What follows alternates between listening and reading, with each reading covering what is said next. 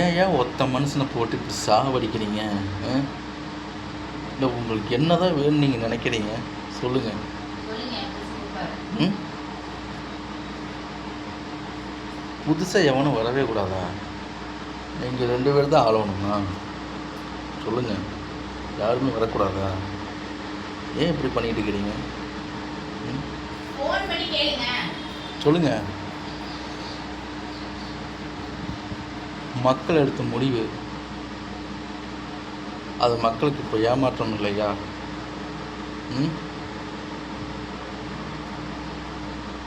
டிவிக்கு இளைய தளபதி விஜய் சிஎம் ஆகணும். அதுதான் எல்லாத்துக்கும் நல்லது. இல்லைன்னா நாடு போயிடும். ஆகணும் சிஎம்.